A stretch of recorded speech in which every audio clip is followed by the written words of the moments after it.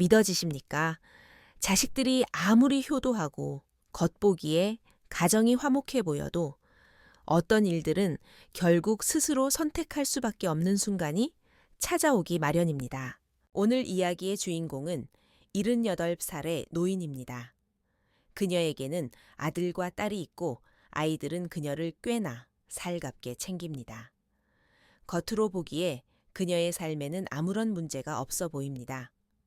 하지만 어느 날 그녀는 실버타운 요양원으로 거처를 옮겼습니다. 큰 싸움도 없었고 비극적인 사건이 터진 것도 아닙니다. 그저 조용히 등을 돌려 떠났을 뿐인데 그 뒷모습이 가슴을 먹먹하게 합니다. 부족할 것 없는 그녀가 어째서 대다수 노인들이 피하고 싶어 하는 그 길을 선택하게 되었을까요? 오늘 우리는 이 어머니의 진솔한 속마음을 들어보려 합니다. 원망도 없고 눈물도 없지만 그녀의 선택은 우리에게 가장 냉철하고도 명확한 답을 제시해 줍니다. 첫 번째 이야기. 품위 있는 이별. 저는 올해 78세입니다. 많은 사람들이 제 인생을 두고 성공했다고 말합니다. 번듯한 직업이 있었고 안정적인 결혼 생활을 했으며 두 자식 모두 훌륭하게 키워냈으니까요. 돌이켜보면 나쁘지 않은 삶이었습니다. 저는 중학교 교사였고 남편은 개인 병원을 운영하는 의사였습니다. 소위 말하는 사자, 직업을 가진 부부로 그 시절 우리는 꽤나 풍족하고 평온한 나날을 보냈습니다. 우리는 꽃과 나무가 가득하고 작은 새장을 둔 2층짜리 단독주택에서 살았습니다. 아들과 딸 두 남매는 어릴 때부터 착하고 순했습니다. 우리는 아이들 교육에 열과 성을 다했고 지원을 아끼지 않았습니다. 아들은 이공계를 전공해 서울에 있는 대기업 기술직으로 취직해 중간 관리자가 되었고 딸은 인문계를 나와 엔지니어링 컨설턴트인 남편을 만나 시집을 갔습니다. 두 아이 모두 가정을 꾸리고 집과 차가 있으며 우리 때보다 더 풍요롭게 살고 있습니다. 우리 부부의 연금도 넉넉해서 생활비를 충당하고도 남았고 가끔 패키지 여행을 가거나 문화센터 강좌를 들으며 소위 말하는 노후의 복을 누렸습니다. 명절이면 아이들이 돌아와 밥을 먹고 손주들이 집안을 시끌벅적하게 만들었습니다. 우리는 가족 사진을 찍고 잔치를 벌였죠. 이웃들은 우리를 보며 정말 복받은 집안이야 라고 부러워했습니다. 하지만 행복이라는 건 남들이 보는 모습과 내 마음속의 느낌이 다를 때가 많습니다. 사람이 늙고 상황이 변하고 그 넓은 집에 혼자 남게 되었을 때 과거에 완벽해 보이던 조건들은 오히려 입 밖으로 나 더 이상 못 버티겠어? 라는 말을 꺼내기 힘들게 만들더군요. 그날 아침 날씨가 제법 쌀쌀했습니다. 저는 평소보다 조금 늦게 일어났습니다. 창밖의 새소리는 여느 때처럼 시끄러웠죠. 저는 남편을 깨워 함께 시장에 갈 생각이었습니다. 은퇴 후 남편은 매일 아침 저와 함께 장을 보고 공원을 산책한 뒤 아침을 차려주곤 했으니까요. 그런데 부엌에서 인기척이 없었습니다. 몇 번을 불렀지만 대답이 없더군요. 방으로 들어가 보니 남편이 욕실 문 앞에 쓰러져 있었습니다. 당황할 겨를도 없이 온몸의 힘이 빠져나가는 것 같았습니다. 머릿속은 하얗게 비어버렸고 손발이 저려왔습니다. 구급차를 부를 때 제 목소리는 덜덜 떨리고 있었습니다.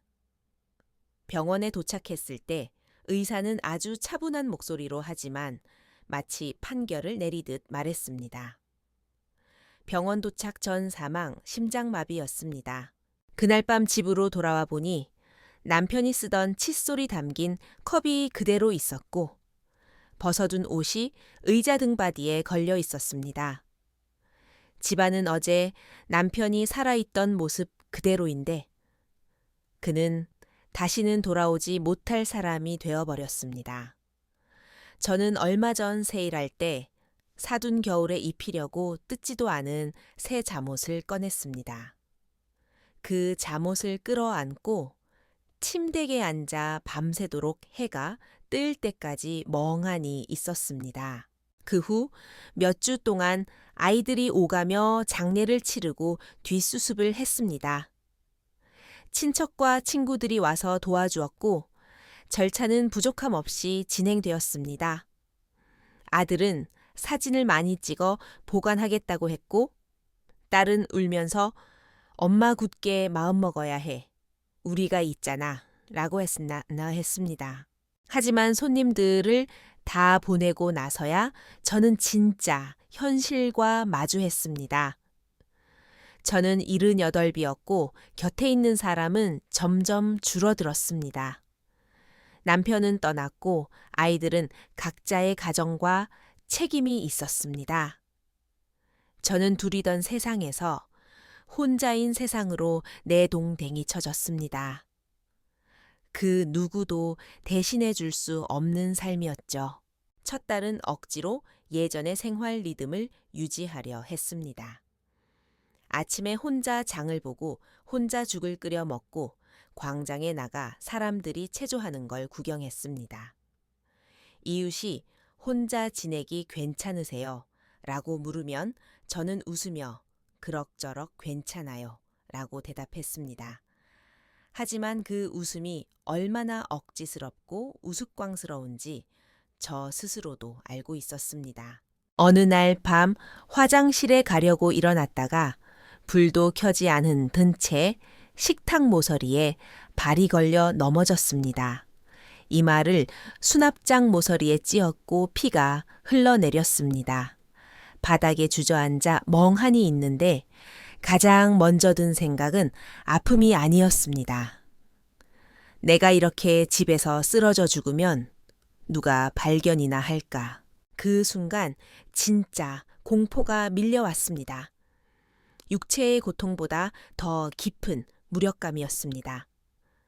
30평이 넘는 이 단독주택에 저 혼자 남았다는 사실 말걸 사람 하나 없다는 사실이 뼈저리게 다가왔습니다.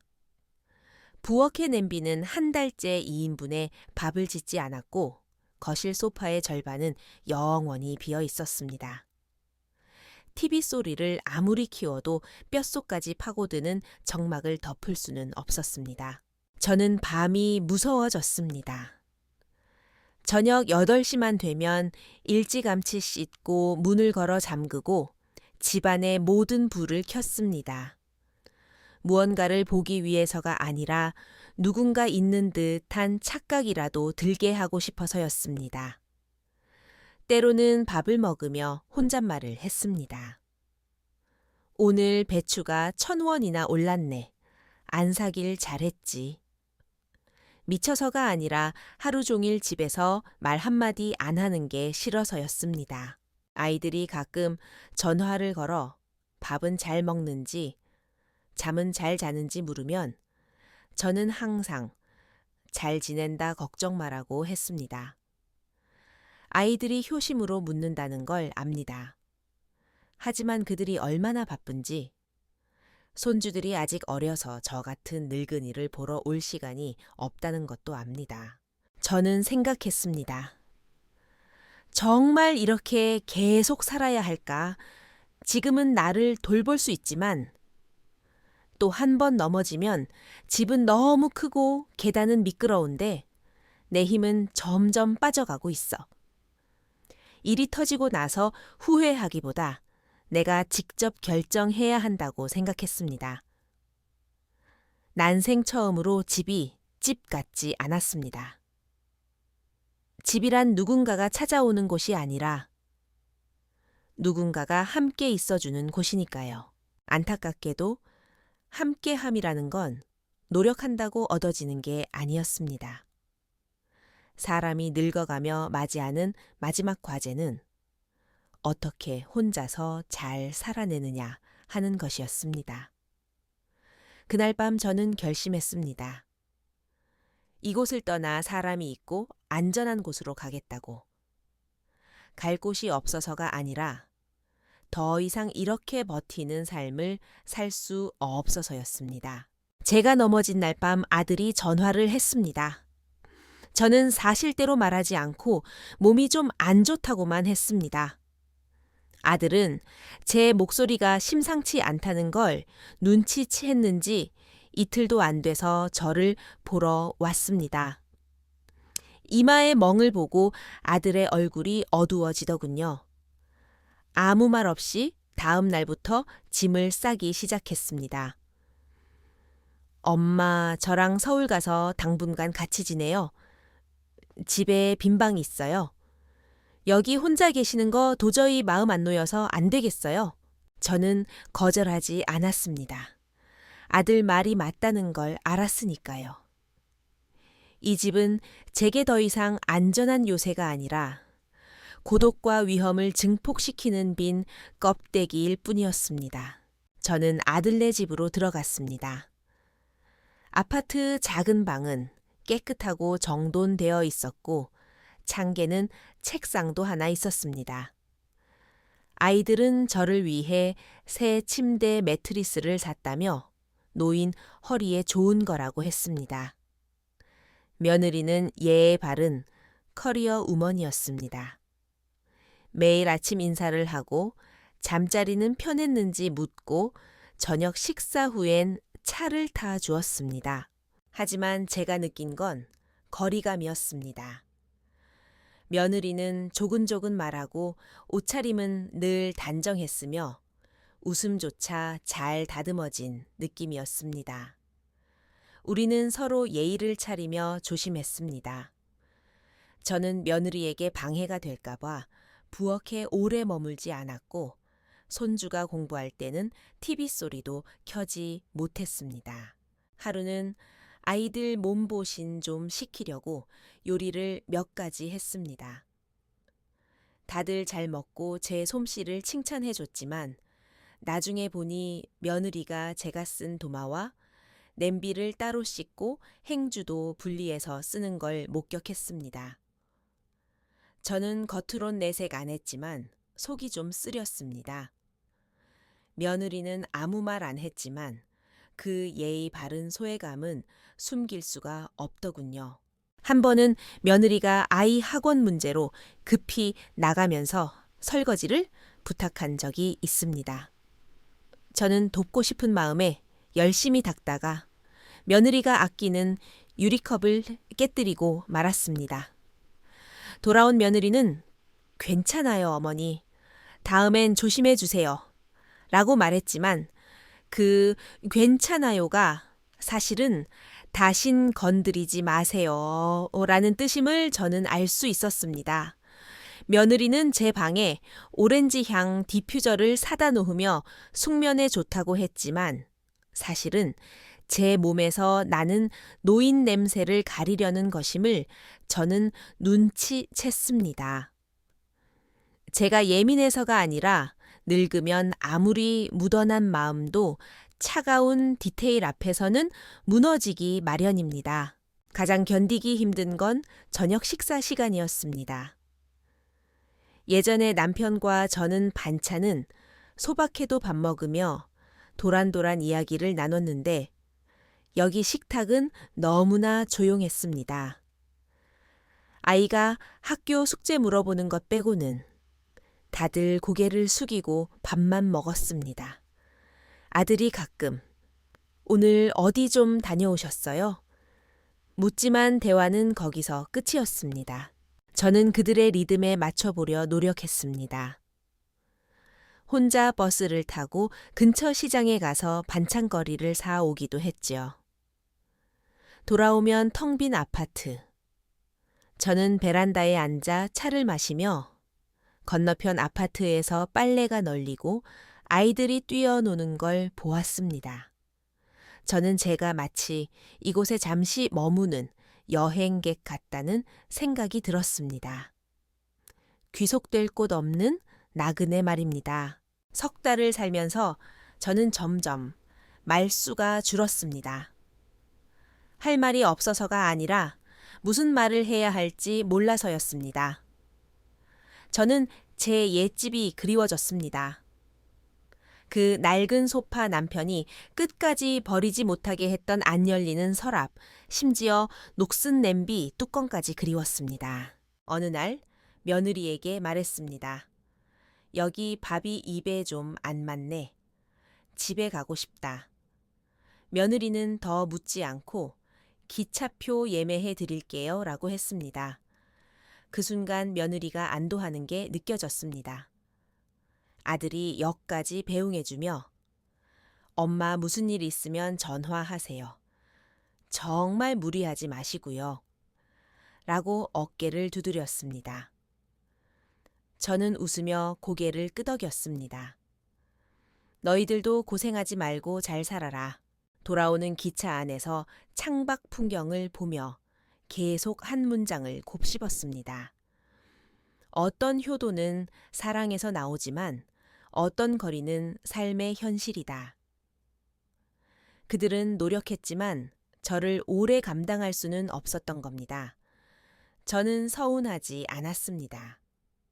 그저 부모가 된다는 건 아이들에게 버림받는 게 아니라 우리 스스로 먼저 손을 놓아줘야 한다는 걸 깨달았을 뿐입니다. 옛집으로 돌아와 2주도 차에 되지 않아 딸에게 전화가 왔습니다. 엄마, 정말 거기서 혼자 살 거야. 너무 썰렁하고 춥다며.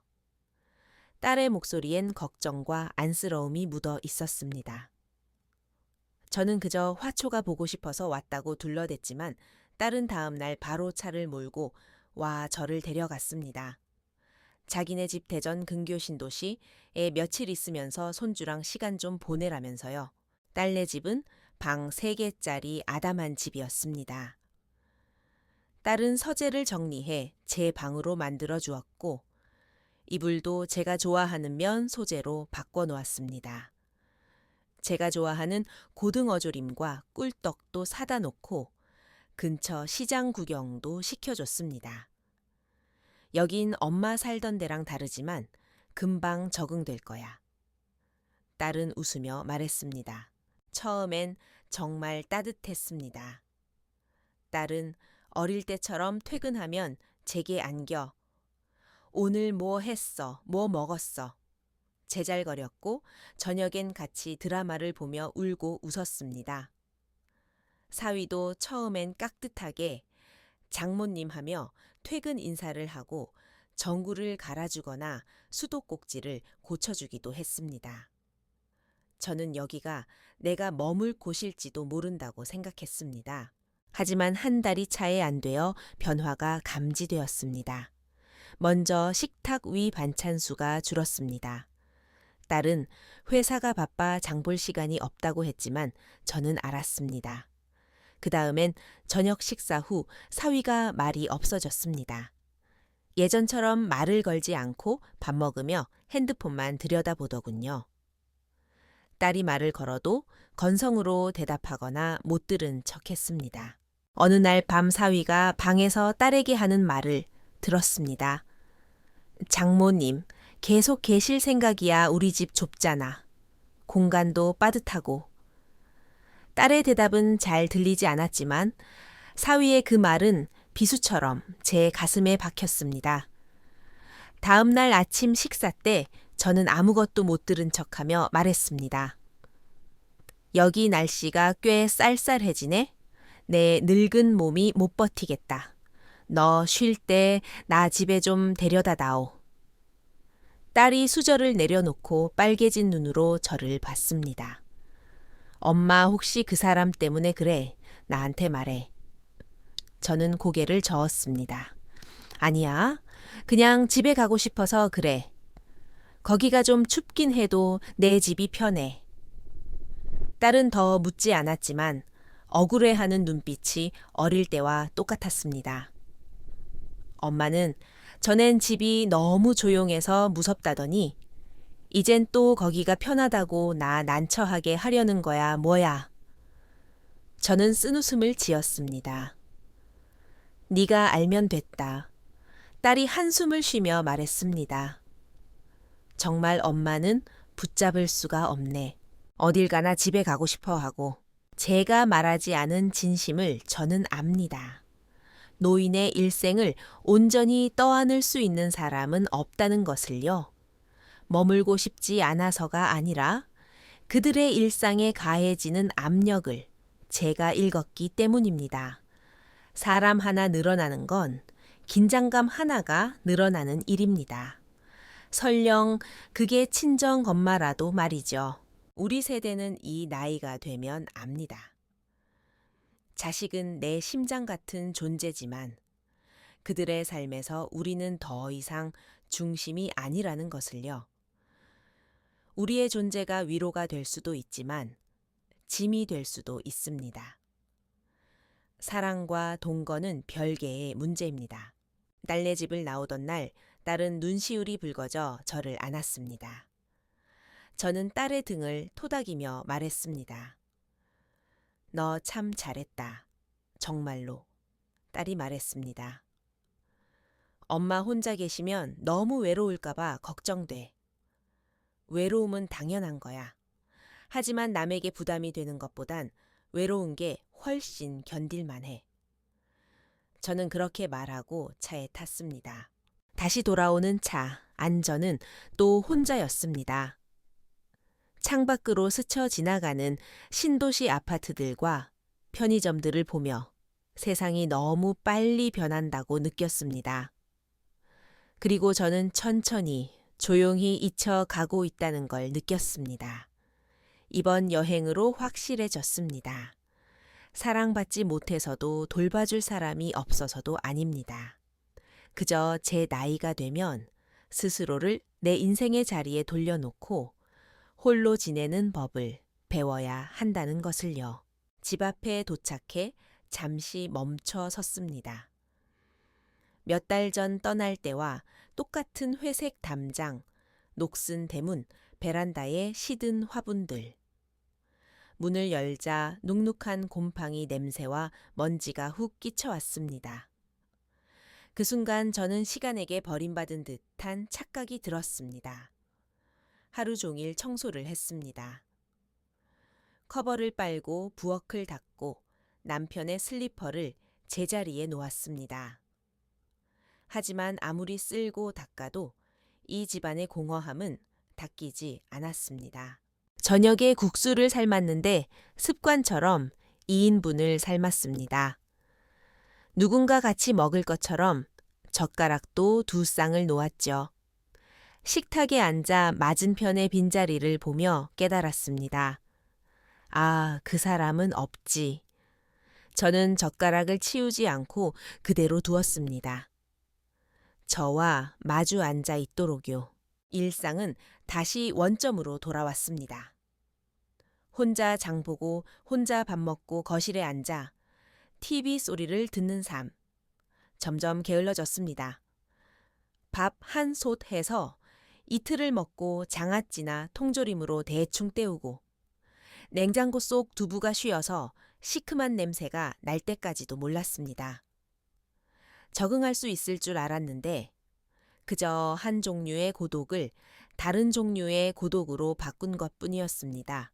밤에 잠자리에 들기 전 습관처럼 서재의 불을 끌어갑니다. 남편이 신문을 보고 있을 것 같아서요. 문을 열면 텅 빈 책상과 먼지 쌓인 의자뿐입니다. 불을 끄는 순간 코끝이 찡해 옵니다. 남편이 키우던 새를 다시 키워볼까 하고 새장을 열어봤지만 텅 빈 횃대를 보니 아무것도 되돌릴 수 없다는 생각만 들었습니다. 어느 일요일 옆집 이웃의 손자가 놀러와 웃음소리가 들렸습니다. 아이를 안고 지나가던 이웃이 선생님 혼자 계세요. 내려와서 차 한잔 하세요. 라고 했지만 저는 웃으며 거절했습니다. 속으로는 울컥했습니다. 늙으면 외로움이라는 게 몸 안에서 발효가 되나 봅니다. 위장에서부터 치밀어 올라 숨쉬기조차 무겁게 만듭니다. 저는 드디어 깨달았습니다. 제가 못 버티는 게 아니라 이 집이 나를 지탱해 주지 못한다는 것을요. 혼자 살기에 집은 너무 크고 빨리 식어버립니다. 밤이면 마음이 어지럽고 오래되니 혼잣말 하는 것조차 무서워집니다. 불면증이 시작되어 새벽까지 TV를 켜두었습니다. 무슨 내용인지는 중요하지 않고 그저 사람 소리가 필요했을 뿐입니다. 하지만 드라마 속 대사들은 오히려 가시처럼 찔러왔습니다. 누군가는 웃고 울고 싸우고 이별하는데 저는 그 생생한 삶에 영원히 끼어들 수 없는 이방인 같았습니다. 그날 밤 저는 장부를 꺼내 최근 지출을 적어보았습니다. 공과금, 식비, 병원비, 교통비, 그리고 매달 나오는 연금과 저축을 계산해 보았습니다. 마음속에 한 가지 생각이 떠올랐습니다. 더 이상 이렇게 살고 싶지 않아. 이 집을 사랑하지 않아서가 아닙니다. 이 집이 더 이상 내게 맞지 않다는 걸 알았기 때문입니다. 이곳은 우리 부부의 요새였지만 이제는 나의 감옥이 되었습니다. 저는 인터넷으로 근처에 실버타운 유료 양로원을 검색했습니다. 전화를 걸어보니 2인실 월 150만 원 정도의 식사, 청소, 의료 지원 프로그램이 포함되고 무엇보다 긴급 호출벨이 있다는 말에 마음이 움직였습니다. 넘어져서 피 흘리던 그날 밤이 생각났습니다. 만약 요양원에 있었다면 버튼 하나로 누군가 달려왔겠지요. 그곳이 진짜 내 나이에 맞는 곳일지도 모른다는 생각이 들었습니다.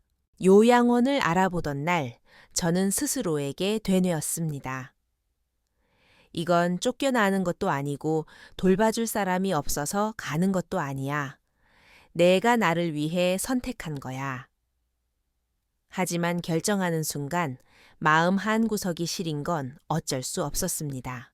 몇 군데 전화를 돌려보다 집에서 차로 20분 거리의 사설 실버타운에 방문 예약을 잡았습니다. 다음 날 혼자 차를 타고 갔습니다. 5층짜리 건물 1층 로비에는 소파와 TV 신문이 있었고 흘러간 옛 노래가 나오고 있었습니다. 유니폼을 입은 직원들은 친절하게 저를 맞이했습니다. 노인 몇 분이 장기를 두거나 차를 마시고 있었는데 시끌벅적하진 않았지만 평온해 보였습니다. 2인실은 비즈니스 호텔처럼 깔끔했습니다. 약 10평 남짓 침대, 2개와 옷장 호출벨 접이식 탁자가 있었습니다. 화장실은 턱이 없고 안전 손잡이가 달려 있었죠. 저처럼 혼자 거동할 수 있는 사람은 어떤가요? 라고 묻자 직원은 웃으며 말했습니다. 자립형 어르신들도 많이 계세요. 생활은 자유롭게 하시되 안전장치가 있으니 훨씬 안심되실 거예요. 식당 메뉴판에는 오늘의 메뉴 닭볶음탕, 마늘종, 볶음, 두부조림이 적혀 있었습니다.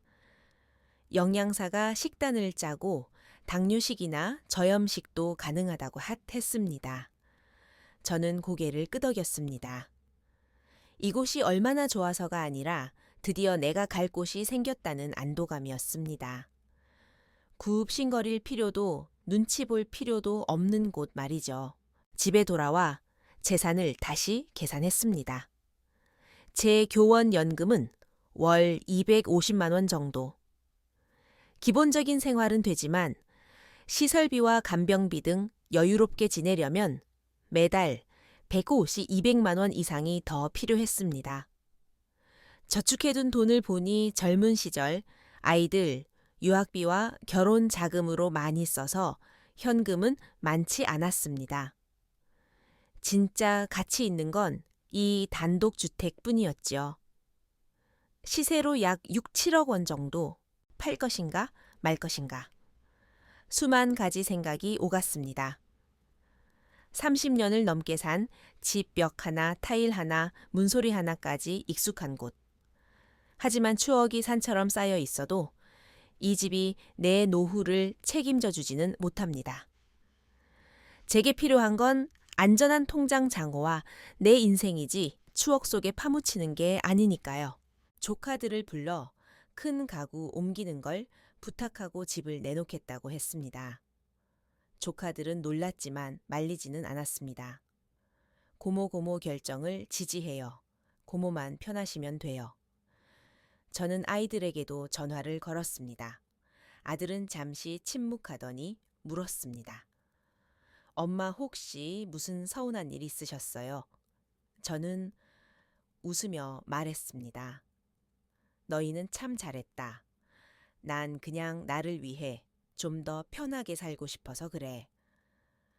너희 삶의 변두리에서 서성거리고 싶지 않다. 딸은 금방 이해했습니다. 엄마 거기서 마음 편하면 그렇게 해. 돈 문제는 걱정 마 모자라면 우리가 보태줄게. 저는 고맙다고 했지만 마음의 짐을 덜어낸 기분이었습니다. 평생 자식을 위해 살았고 희생이 습관이 되었지만 늙어서야 깨닫습니다.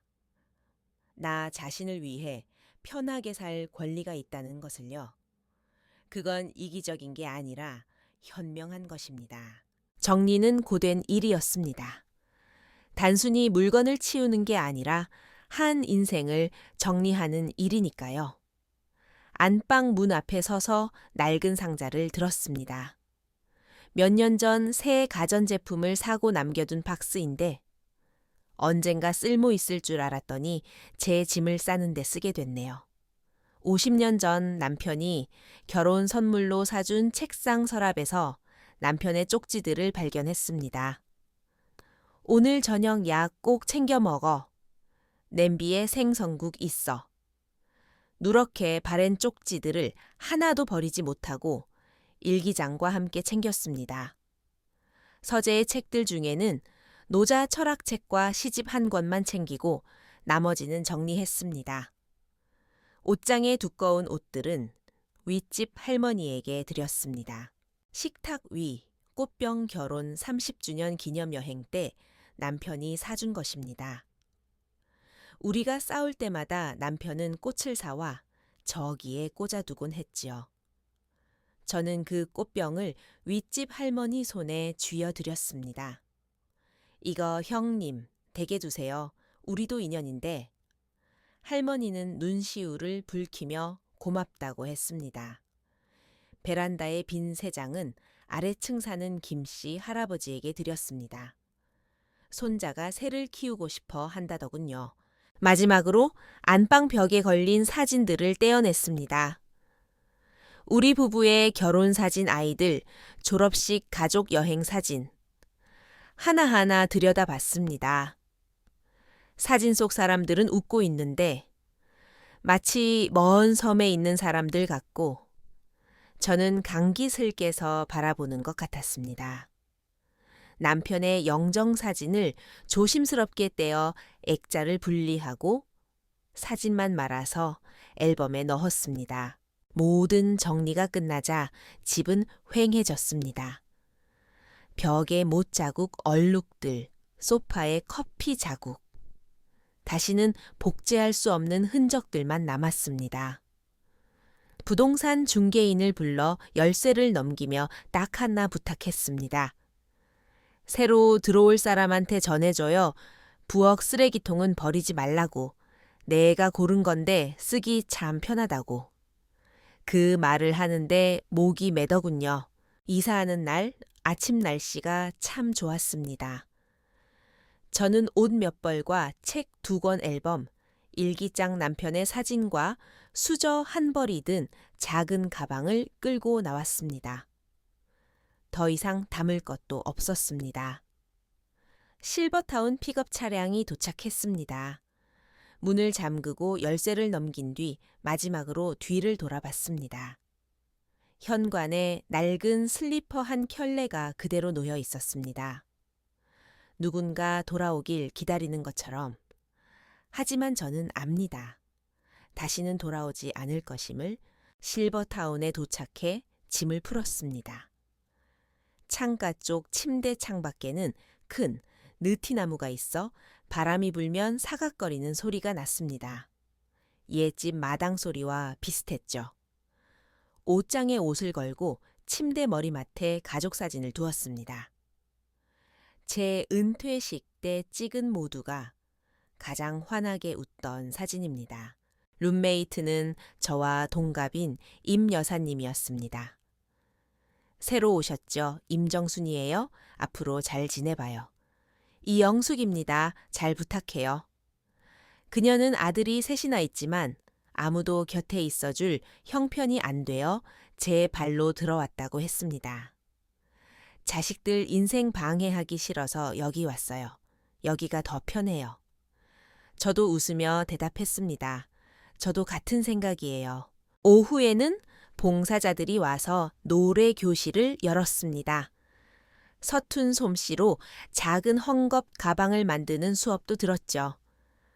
그날 밤 낯선 침대에서 처음 잠을 청했습니다. 창밖의 풀벌레 소리 실내에 부드러운 조명 세제 냄새.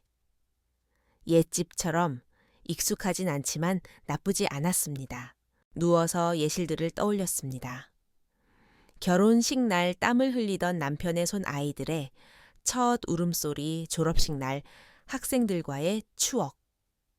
파노라마처럼 스쳐 지나갔습니다. 울지도 웃지도 않고 그저 바라보며 속삭였습니다. 고마웠어. 나쁘지 않은 삶이었어. 많은 사람들이 요양원행을 어쩔 수 없는 최후의 선택 버림받은 길이라고 생각합니다. 하지만 아닙니다. 제가 여기 온 건 자식이 불효해서도 삶이 비참해서도 아닙니다.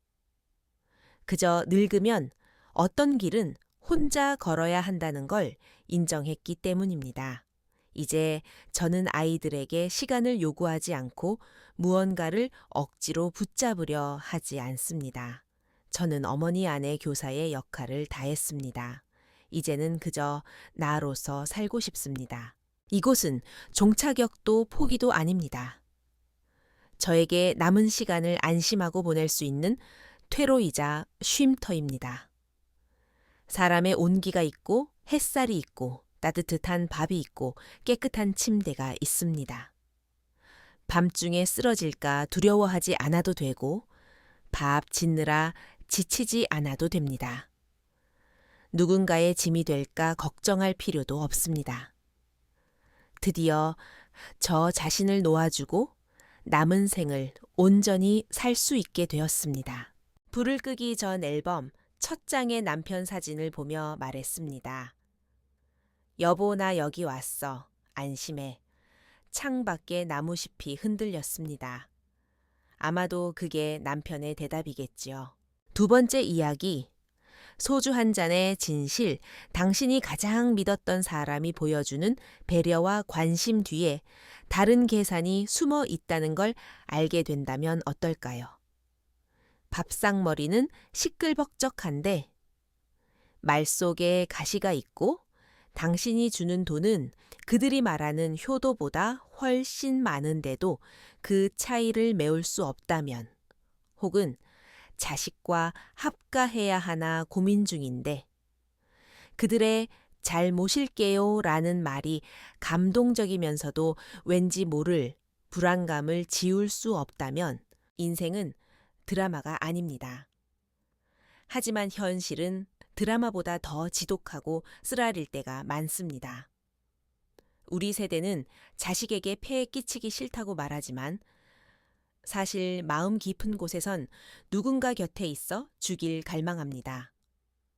하지만 늙어서 가장 무서운 건 외로움이 아닙니다.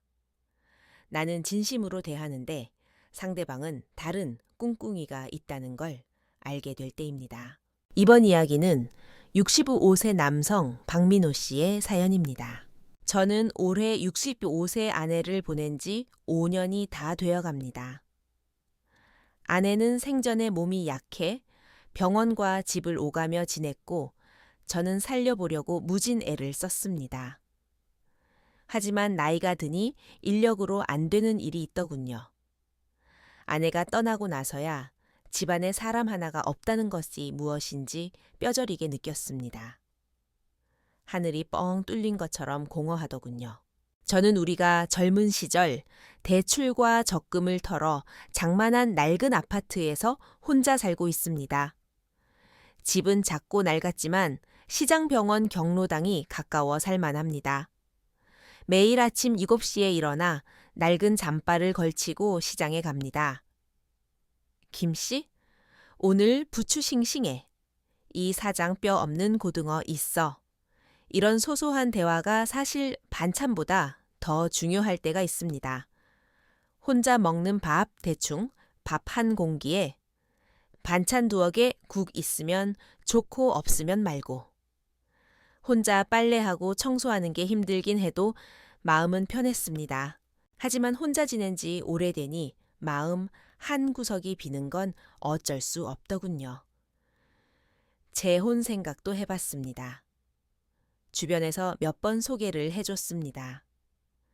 제 연금이며 모아둔 돈이 좀 있으니 월 200만 원 정도의 연금 시장에선 나름 인기 있는 편이라대군요. 자랑이 아니라 사실입니다. 2번 정도 재혼을 시도해봤습니다. 한 번은 1년 한 번은 반년도 못 갔습니다. 솔직히 말하에 그 여자들은 저라는 사람보다 제 통장에 관심이 더 많았습니다.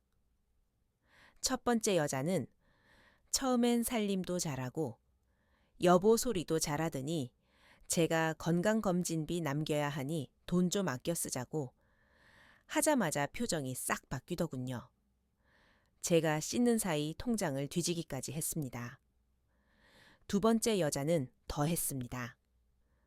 들어온 지 한 달 만에 아들 사업 자금 딸 결혼 자금 대달라고 손을 벌리더군요. 마음 약해 몇 번 빌려줬는데 갚을 생각도 안 했습니다. 제가 너무 인색한가 자책도 했지만 이 돈은 제 노후 자금이자 피땀 흘려 모은 돈입니다. 아프면 서럽고 돈 없으면 자식 눈치 봐야 하는데 저 자신을 위한 안전장치는 있어야 하지 않겠습니까? 그리고 손자 녀석 대학 가면 학비라도 보태주고 싶은 마음도 있었고요. 아들과 며느리는 항상 돈이 부족해 보였습니다.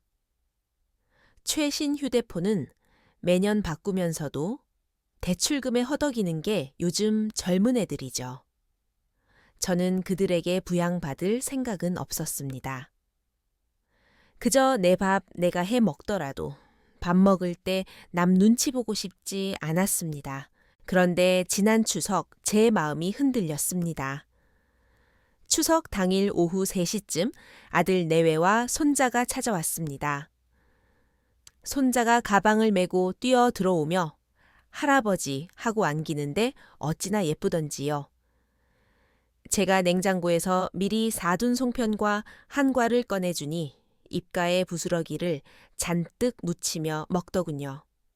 할아버지, 밥솥? 아직도 익었어요. 우리 집 건 말도 하는데. 손자가 묻길래 이게 너네 집 것보다 밥맛은 더 좋아. 하려다 말았습니다. 제가 전날부터 준비한 재료로 갈비찜 잡채 토랑국까지 한 상 차려냈습니다. 손이 느려졌지만 따뜻하게 먹이고 싶었으니까요. 식사 분위기는 좋았습니다. 아들이 닭다리를 집어주며 역시 아버지 음식 솜씨가 최고예요 라고 하더군요. 며느리도 맞장구 치고요. 그러다 아들이 뜬금없이 말을 꺼냈습니다. 아버지 혼자 사신 지 꽤 되셨는데 저희 집으로 들어오시는 거 어떠세요? 연세도 있으신데 혈압도 높으시고 밤에 무슨 일이라도 생길까봐 걱정돼서요. 저희 곁에 계셔야 안심이 되죠. 저는 고개를 저었습니다. 너희 바쁜데 내가 가서 집만 대지. 며느리도 일하느라 바쁜데 밥은 누가 챙기냐. 아들은 아버지 저희가 모시기 싫어서가 아니라 아버지가 자꾸 괜찮다고만 하시니까 더 걱정돼서 그래요. 라고 했고 평소 말없던 며느리까지 거들었습니다. 아버님 오시면 저희가 정말 잘 모실게요. 식사 빨래, 청소 걱정 마시고 그냥 편하게 지내세요. 며느리의 말이 참 진심 어리게 들렸습니다. 순간 눈시울이 뜨거워지더군요. 지난 세월 재산 문제로 다투지도 않고 무던하게 지낸 아이들이었습니다. 사실 가기 싫은 게 아니라 짐이 될까봐 두려웠던 제 마음을 들킨 것 같았습니다. 그날 밤 셋이서 하하호호 웃으며 밥 먹는 모습을 보며 제 마음의 빈 구멍이 느껴졌습니다. 왁자지껄한 온기가 그리웠던 겁니다. 며느리가 내 재혼 실패담을 듣고 혼자 계신 게 마음 쓰여서 모시자고 했다는 아들의 말에 결정적으로 마음이 무너졌습니다. 저는 결국 합가를 결심했습니다. 그들이 나를 돌봐주길 바라서가 아니라 남에게 폐 끼치기 싫어하는 저 자신을 좀 내려놓고 싶어서였습니다. 추석이 지나고 일주일 뒤 저는 아들네 아파트로 들어갔습니다. 신도시 새 아파트 복도부터 반짝반짝 하더군요. 며느리는 제 짐을 받아들며 아버님 침대 시트 새 걸로 깔아놨어요. 라고 살갑게 굴었습니다. 집안에서는 새집 냄새가 났고 소파가 너무 커서 앉기도 조심스러웠습니다. 부엌에 가서 도우려 하니 며느리가 아버님은 쉬세요. 라며 저를 소파로 밀어냈습니다. 처음 열흘 정도는 정말 천국 같았습니다. 끼니마다 따뜻한 밥상이 차려져 나왔고 며느리는 닭백숙에 전복까지 넣어주며 돌아가신 어머님 손맛이랑 비슷해요 라고 묻기까지 했습니다. 아들은 퇴근 후 저와 차를 마시며 회사 이야기를 했고 손자는 저에게 장기를 두자고 졸랐습니다. 아, 내가 필요한 사람이구나 하는 생각이 들었습니다. 하지만 사람이 편해지면 디테일이 보이기 시작합니다. 며느리는 매일 저를 챙기면서도 쉴 새 없이 사진을 찍어대더군요. 밥 먹을 때 베란다에 앉아 있을 때 손자랑 놀아줄 때 그리고 바로 가족 단톡방이나 SNS에 올리는 것 같았습니다. 아버님 모시고 사는 중 우리가 최선을 다해 모실게요. 효도, 시아버지 사랑 이런 글과 함께 말이죠. 누구 보라고 올리는 건지 조금 찜찜했지만 넘어갔습니다. 속옷 빨래도 제가 하려니 기어코 뺏어서 세탁기에 돌리더군요. 건조기 있으니 그냥 두세요. 고맙지만 제 손으로 하던 습관이 있어 불편했습니다. 저녁 식사 때 튀김 하나 집으려면 아버님 그거 콜레스테롤 높아요. 두부 드세요 라며 제재를 하기도 했습니다.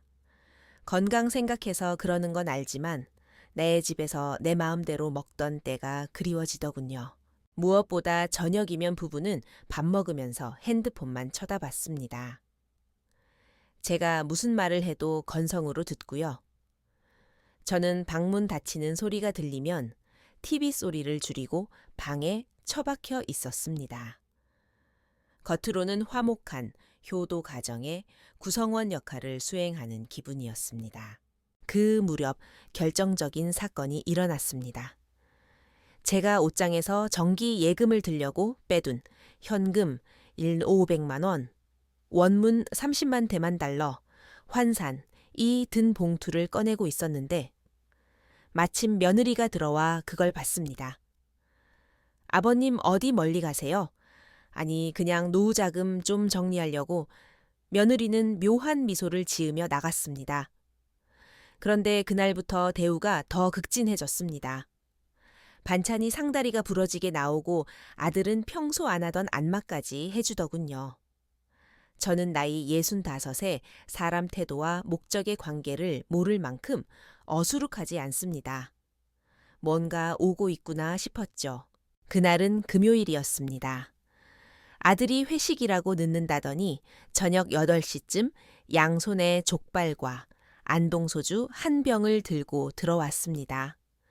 아빠 오늘 불금인데 우리 한잔해요. 평소엔 혈압 높다고 술 못 마시게 하던 놈이 독한 술을 사왔습니다. 며느리는 안주를 드지도 않고 술상을 봐왔습니다. 술이 몇 잔 돌자 아들이 묻더군요. 아빠, 옛날에 저 대학 등록금 대주셨던 거 기억나세요? 그때 아빠가 고생해서 마련해 주신 거 저 평생 안 잊어요. 눈빛은 진지했습니다.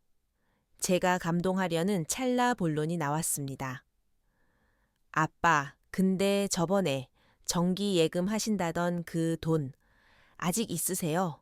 가슴이 철렁했습니다. 그 돈 왜? 아니 그냥 좋은 은행 상품 있나 해서요. 이미 다 계산이 끝난 눈치였습니다. 저는 술 기운이 도는 척하며 아이고 머리가 핑도네. 좀 누워야겠다며 일어났습니다. 아들이 부축해 침대에 눕혀주고 나갔습니다. 저는 자는 척 가만히 귀를 기울였습니다. 잠시 후 며느리가 들어와 작은 목소리로 아들에게 따지더군요.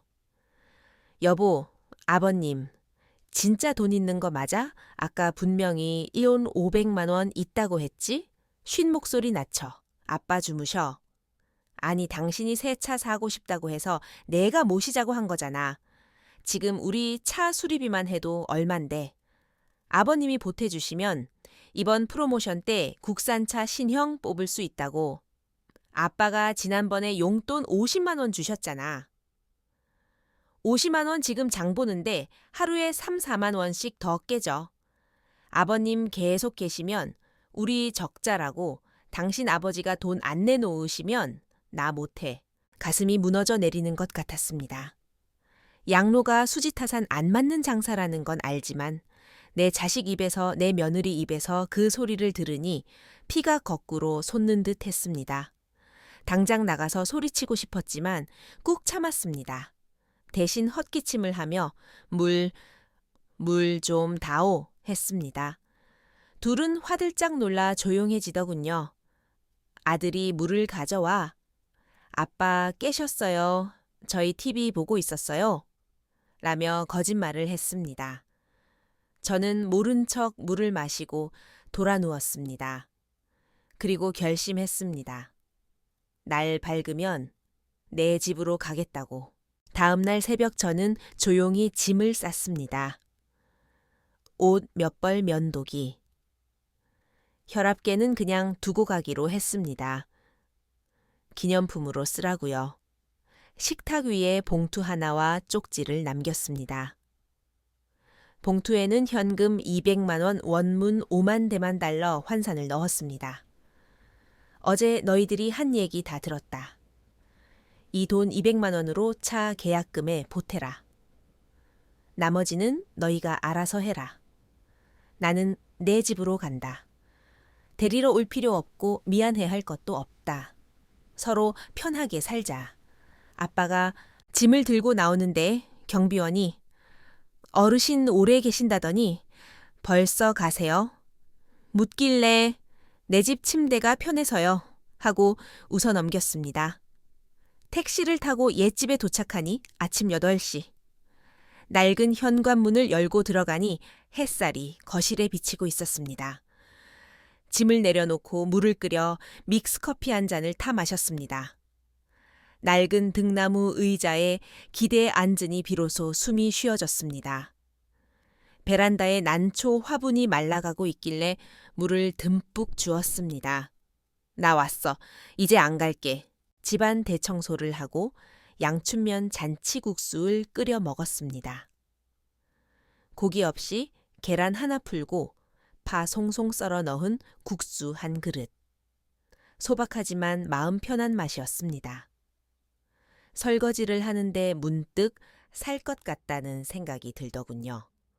외로움 늙으면 외로움이 무섭다고들 하죠. 하지만 겪어보니 알겠습니다.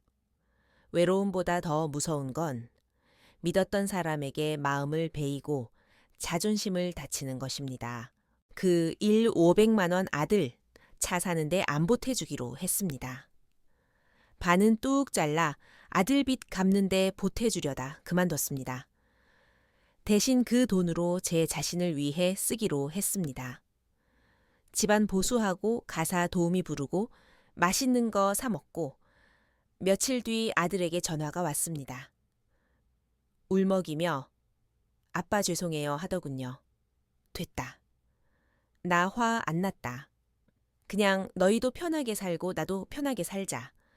가끔 손자 데리고 밥이나 먹으러 와라. 내가 갈비찜 해줄 테니 노년의 삶, 가장 중요한 건 누군가 옆에 있느냐가 아닙니다. 내 존엄을 지킬 수 있느냐입니다. 자식에게 기대지 마세요. 기대가 크면 실망도 큽니다. 내 돈은 나를 위해 쓰고 내 삶은 내가 지키는 것. 그게 진짜 행복한 노후입니다. 세 번째 이야기. 100만 원의 무게, 어느 날 갑자기 병이 생겨 수술해야 하는데 수중에 돈이 없어서 자식에게 100만 원만 빌려달라고 해야 하는 상황을 상상해 보셨나요? 이번 이야기의 주인공은 65세 어머니 김옥자 씨입니다. 그녀는 직접 키운 마늘과 늙은 암탉 한 마리를 들고 시외버스를 타고 4시간을 달려 딸네 집으로 갔습니다. 그저 엄마가 좀 어려운데 도와줄 수 있니? 이 한마디를 하기 위해서였죠. 그런데 밥도 다 먹기 전에 사위가 부엌에서 딸에게 하는 말을 듣고 맙니다.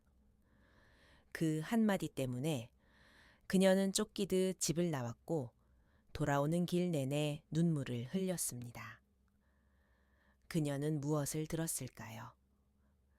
고작 100만 원 원문, 이 쪼만 대만 달러 환산 때문에 평생의 자존심이 무너져야 했을까요? 저는 전라도 시골에서 평생 농사 짓고 닭 키우며 산 김옥자입니다.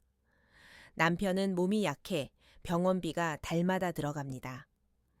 아들은 서울로 대학 보내고 장가 보냈는데 며느리 산후조리 해주러 서울 가서 3년 동안 식모살이 하듯 살다 왔습니다. 손주 다 키워놓으니 엄마 힘드신데 시골 가서 쉬세요 하더군요. 빈손으로 내려왔습니다. 우리 부부 밭에서 고구마며 배추 키워 팔고 노령연금 합쳐서 한 달에 60만 원 남짓으로 삽니다. 아껴 쓰면 살만한데 목돈 들어갈 일이 생기면 눈앞이 캄캄하죠. 얼마 전 목이 아파 병원에 갔더니 성대에 혹이 났답니다. 수술해야 하는데 비급여 비용까지 합쳐서 100만 원 정도 든다더군요. 통장을 보니 장호가 30만 원도 안 됩니다. 서울 아들에게 전화를 걸었습니다. 아들아, 엄마 목 수술해야 하는데 100만 원만 융통해 줄 수 있냐? 아들은 한참 뜸을 들이더니 엄마 저번 달에 아파트 대출금 갚느라 돈이 하나도 없어요. 애들 학원비도 밀렸고요. 왜 진작 말씀 안 하셨어요? 정 급하면 부산 사는 여동생한테 물어보세요. 걔네는 맞벌이니까 좀 낫겠죠. 전화를 끊고 억장이 무너졌습니다. 3년 동안 손주 키워준 공은 어디 가고 아픈 엄마 병원비 100만 원이 없다는 게 말이 됩니까? 그래도 어쩌겠습니까? 남편과 상의 끝에 부산 사는 딸네 소 집에 가보기로 했습니다. 아침 일찍 닭장에서 계란 꺼내고 밭에서 마늘 뽑고 늙은 암탉 한 마리 잡아 보자기에 쌌습니다. 사위가 닭백숙 좋아하거든요. 빈손으로 가기 뭐해서 바리바리 싸 들고 버스를 탔습니다. 딸네 집은 부산의 번듯한 아파트입니다. 초인종을 누르니 딸이 반갑게 맞이합니다. 엄마 연락도 없이 웬일이야. 사위가 나오며 슬리퍼를 내주는데 제 흙 묻은 신발을 보더니 미간을 살짝 찌푸리더군요. 장모님 바닥 닦은 지 얼마 안 됐는데 일단 갈아 신으세요. 괜찮아요. 닦으면 되죠. 라는 말 대신 신발부터 보더군요. 기가 죽어 슬리퍼를 신었습니다. 딸은 반가워하며 점심 준비를 했고 사위는 장을 봐오겠다며 나갔습니다. 딸에게 조심스레 말을 꺼냈습니다. 실은 엄마가 목 수술을 해야 하는데 당장 현금이 없어서 100만 원만 좀 빌려줄 수 있겠냐. 나중에 꼭 갚을게. 딸은 깜짝 놀라며 엄마 당연하지. 그게 무슨 큰 돈이라고 빌려달라고 해 내가 바로 붙여줄게. 라며 핸드폰을 들었습니다. 그때 사위가 돌아왔습니다. 점심상은 푸짐했습니다. 제가 가져간 닭으로 백숙을 끓이고 잡채며 불고기며 잔치상이었습니다. 하지만 저는 밥이 입으로 들어가는지 코로 들어가는지 몰랐습니다. 부엌에서 딸과 사위가 소공어리는 소리가 들렸거든요. 밥을 먹고 설거지를 하려는데 딸이 말리고 부엌으로 들어갔습니다. 사위가 따라 들어가 문을 닫더군요. 후드 돌아가는 소리에 섞여 말소리가 들려왔습니다. 여보 처남은 뭐래.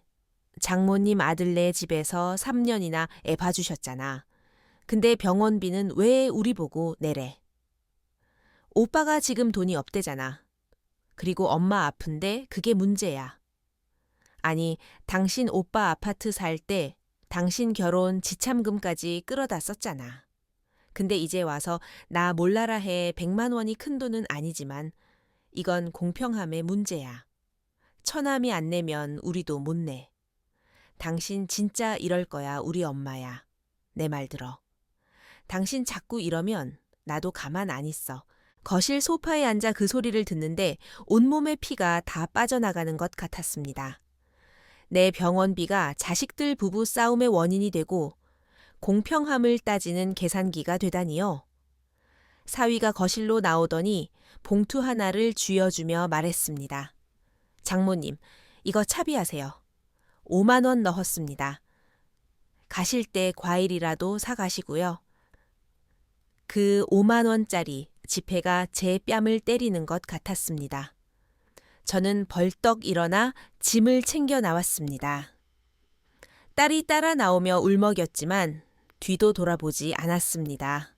돌아오는 버스 안에서 저는 깨달았습니다. 돈 없는 노인은 자식 앞에서도 죄인이구나. 집에 돌아오니 남편이 걱정스러운 얼굴로 기다리고 있었습니다. 빈손인 걸 보고 고개를 끄덕이더군요. 그날 밤 딸에게서 문자가 왔습니다. 엄마 미안해. 남편 몰래 내 비상금 보냈어. 80만 원이야. 월급 타면 더 보낼게. 아프지 마. 통장을 확인해 보니 80만 원이 들어와 있었습니다. 기쁘지 않았습니다. 딸이 남편 눈치 보며 몰래 보낸 돈이라 생각하니 가슴이 미어졌습니다. 저는 결심했습니다. 다시는 돈 때문에 자식에게 손 벌리지 않겠다고. 다음 날부터 저는 달라졌습니다. 읍사무소에 가서 노인 일자리를 알아보고 밭농사를 더 늘리기로 했습니다. 있는 땅 조금이라도 임대 주고 아끼고 아껴서 비상금을 만들기로 했습니다. 그리고 병원에 가서 사전연명 의료 의향서를 썼습니다. 억지로 생명 연장하며 자식들 힘들게 하지 않고 깔끔하게 가겠다고요. 딸에게서 받은 80만 원, 20만 원 남기고 돌려보냈습니다. 그리고 편지를 썼습니다. 딸아 고맙다. 엄마 괜찮다. 너희 가정 지키며 살아라. 엄마는 엄마 힘으로 살란다. 여러분, 늙어서 가장 서러운 건 아픈 게 아닙니다. 돈이 없어 자식 눈치를 보는 것입니다. 내 손에 쥐인 돈이 있어야 효도도 받습니다. 잔인하지만 그게 현실입니다. 자식 믿지 마세요. 그들이 나빠서가 아니라 그들도 살기 팍팍해서 그렇습니다. 내 노후는 내가 책임져야 합니다. 그게 나를 지키고 자식을 지키는 길입니다.